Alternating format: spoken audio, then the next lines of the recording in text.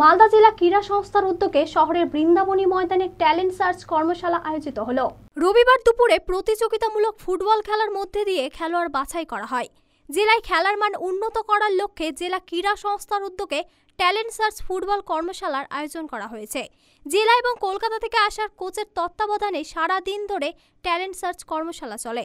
উপস্থিত ছিলেন মালদা জেলা ক্রীড়া সংস্থার সাধারণ সম্পাদক তথা ইংরেজবাজার পুরসভার chairman Krishnendu Narayan Chowdhury, West Bengal sports ফেডারেশনের সম্পাদক দেবব্রত সাহা সহ প্রাক্তন খেলোয়াড়রা। রবিবার জেলার বিভিন্ন প্রান্ত থেকে শতাধিক খেলোয়াড় ফুটবল ট্যালেন্ট সার্চে অংশগ্রহণ করেন। ভালো প্লেয়ার তাদেরকে চুজ করে কলকাতায় বড় বড় ক্লাবে নিয়ে যাবে খেলার জন্য। ক্যাম্প মানে সবাই আমার ছেলেও শিলিগুড়ি জিডি গোয়েঙ্কা থেকে ছুটিতে এসছে, ওয়েও পার্টিসিপেট করেছে। আমাদের ডিএসএর কর্মকর্তাগুলো আছেন সবাই। কেমন করে মালদার ছেলেদেরকে উন্নীত করা যায় এটাই আমাদের প্রচেষ্টা।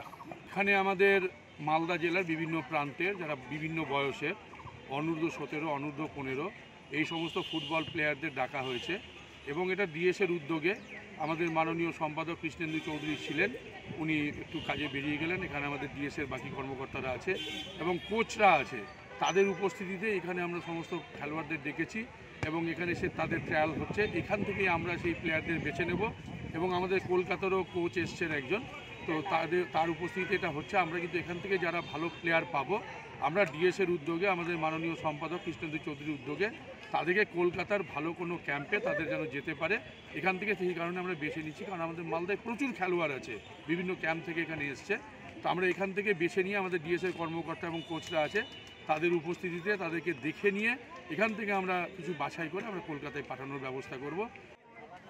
মালদা টুডে।